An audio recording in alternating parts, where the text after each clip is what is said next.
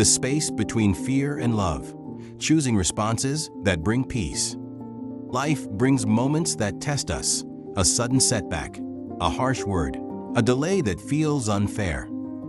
Fear whispers, "This is too much. I can't handle it." We react with worry, anger, helplessness. And suddenly, the event feels like a storm we must fight. But here's the quiet, life-changing truth. Stress and dramatization do not come from the events themselves, but from our fearful, reactive response to them. The event arrives as it is, sometimes gentle, sometimes sharp, sometimes deeply painful. Yet it is our inner reaction that gives it weight, amplifies it, and carries it into the rest of our day. Yet every circumstance holds an invitation, a gentle test of faith, to choose a different path. When we respond from love, trust, and faith in God, the same event can lose its power to wound. It can be neutralized, softened, even transformed. Love does not deny the difficulty. It meets it with presence, mercy, and the quiet certainty that God is with us, that His goodness surrounds us, and that He has already provided a way through. When we make that choice, fear begins to fade, giving place to peace. And what once felt overwhelming becomes an opportunity to grow closer to the One who holds it all. In that same space, we are offered peace and rest by trusting in the unchanging nature and promises of God, that He will never leave us, that His goodness and mercy surround us, that He has already provided and taken care of it. Our natural reality, what we see and feel, is simply catching up to His finished work. By knowing these promises, we can shift our attention from fear to love. We can imagine and practice responses like forgiveness, mercy, humility, and understanding, just as Jesus exemplified when He loved even those who wronged Him. Though we have all fallen short, feared at times, and been shaped by negative patterns from upbringing or life, our daily lives become sacred ground for reinforcing trust, renewing our minds, and bearing the good fruits of joy, peace, health, and prosperity through consistent, loving choices. Let's begin with the reality we all know too well. Many of us grew up exposed to responses of fear rather than love. Parents, teachers, or circumstances taught us, often unintentionally, to brace, defend, worry, or react with "I can't" when life pressed hard. A delay at work could be viewed as proof of failure. A conflict can seem like a threat to our worth. These patterns become automatic.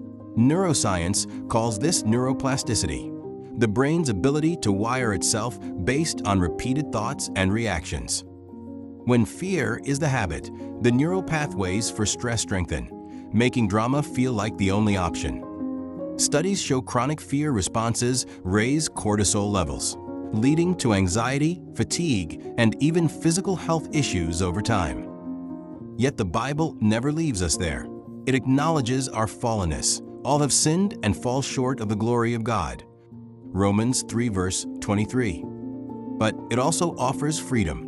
We are not trapped in old conditioning. Every moment is a chance to choose love over fear, faith over reaction. The Scriptures are full of this invitation. In Philippians 4 verses 6 to 7, Paul writes, "Do not be anxious about anything, but in every situation, by prayer and petition, with thanksgiving, present your requests to God, and the peace of God, which transcends all understanding, will guard your hearts and your minds in Christ Jesus." Notice, the anxiety comes not from the situation, but the response. Prayer, thanksgiving, trust brings supernatural peace that guards the inner world. This is the space Frankl described. Circumstances remain, but our attitude can shift from fear to rest. James 1 verses 2 to 4 takes it further. "Consider it pure joy, my brothers and sisters, whenever you face trials of many kinds, because you know that the testing of your faith produces perseverance."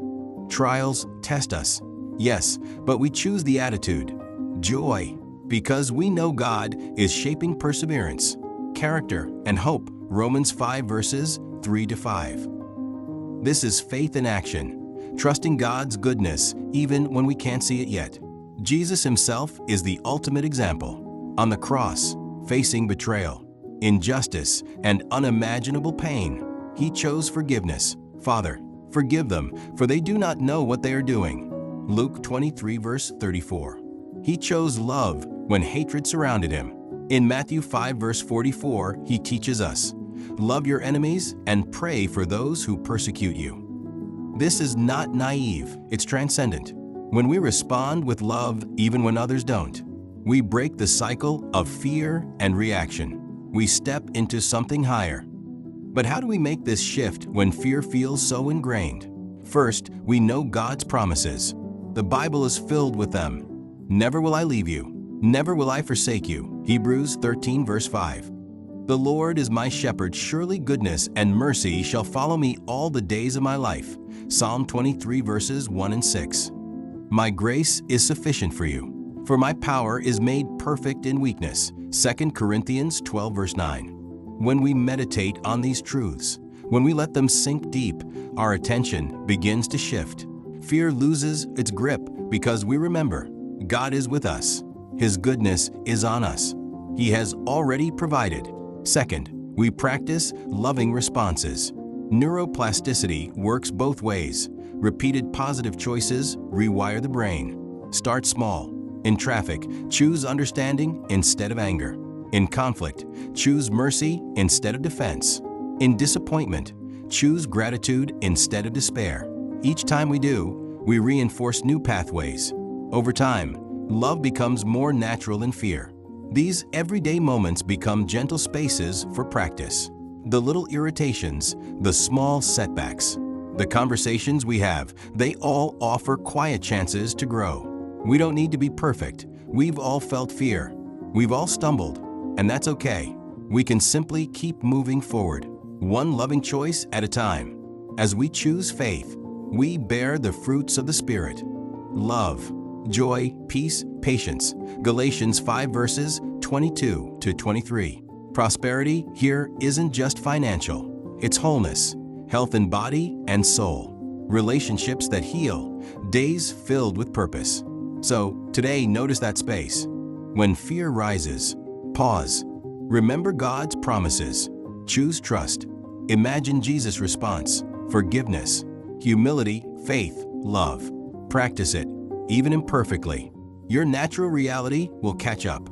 Stress gives way to rest. Drama fades into peace. You have the power because He is with you. What response will you choose next? Share in the comments. Let's encourage each other. If this spoke to you, like, subscribe, and join me for more gentle explorations of faith in everyday life. Until next time, choose love and walk in His peace.